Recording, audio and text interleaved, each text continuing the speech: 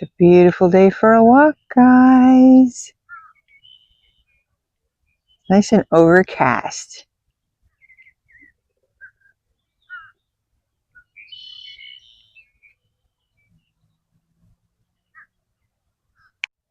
Hey, good morning. It's Aunt Shadow.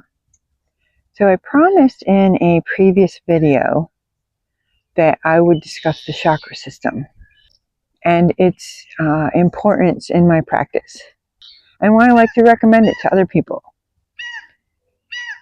So let's talk about that. Come on, let's go for a walk.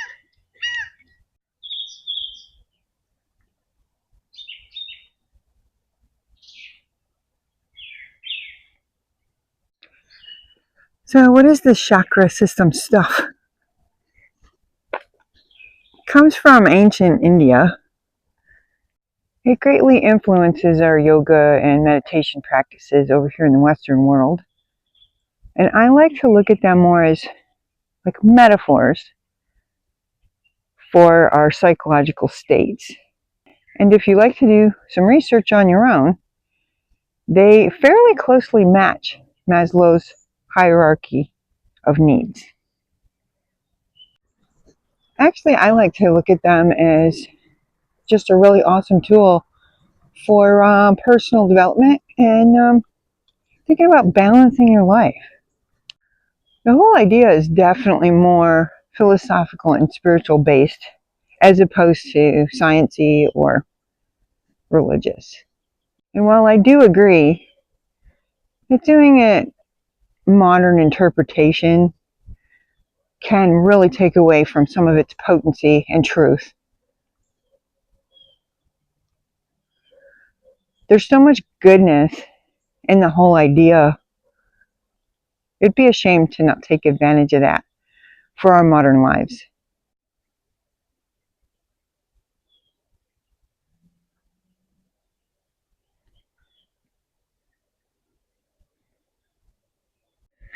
So we can start at the base of the spine with the root chakra.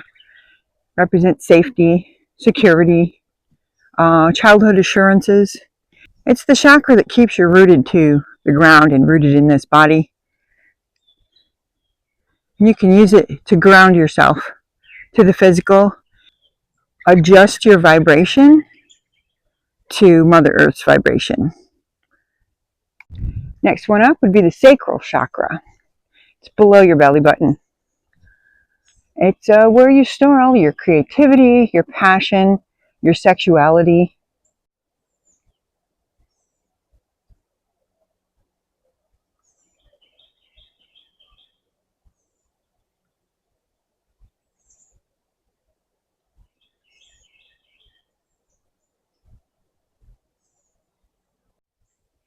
The solar plexus chakra is the one that's next. It's just above your navel or belly button, and is represented by the color yellow.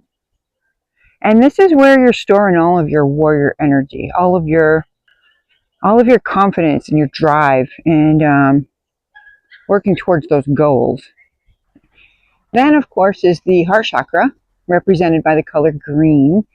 Some people like to use pink, but I'm a huge Mother Earth fan, so I'm green all the way.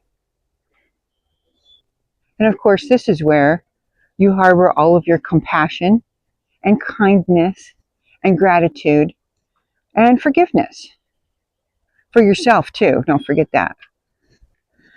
And then, of course, after that, we have the throat chakra, which I'm using right now, represented by the color blue. And this is where you harbor all of your communication, the way you express yourself, your self-expression, and also your listening. Are you really listening? Because that's a huge part of communication. Your third eye chakra, or mind's eye chakra, as some people like to call it, is represented by the color indigo. And that's where you harbor like all your intuition and all those feelings of inner knowing. And the final one is the crown chakra, which we kind of visualize as sitting just above the top of our head. It's represented by the color purple or white. And some people like maybe a combination of the two, like a really light purple. And of course, this symbolizes your connection to your higher self, a higher being, the collective consciousness, God, if you will, or whatever you want to call it. And the whole system of 7 runs up your spine and includes your brain, of course.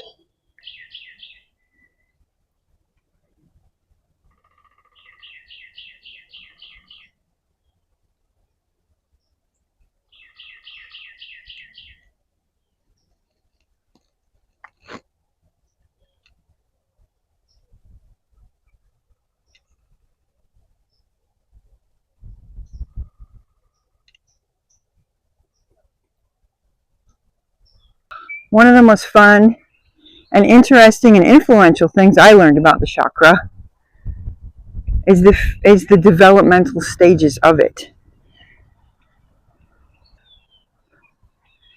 The theory is that the root chakra starts developing literally in the womb.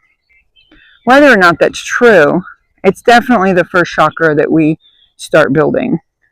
The second one, of course, would be the sacral chakra, which starts in our childhood.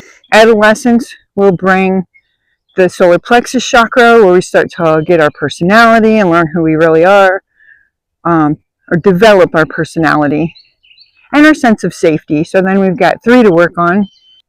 And of course, our heart starts to open and blossom, and we really start to gain perspective of what's important to us in this world, what we care about, and who we care about, and who cares about us. And then as young adults, we start to find our voice. And then on into adulthood, we start to become pretty intuitive. And then, of course, the third eye and the crown chakra, I kind of believe the opportunity is there for us to develop them fully. But there's not a whole lot of knowledge out here and wisdom to follow to make that happen. The best way to develop that is to find older, wiser people that might know a tidbit or two about things. Anyway, so that's my little ditty about the chakras. It's a really great metaphor. It's really easy to discuss difficult topics through using them. Thank you so much for coming to walk with me today. You make these walks so much better. I love sharing with you. Come back and walk again soon, okay?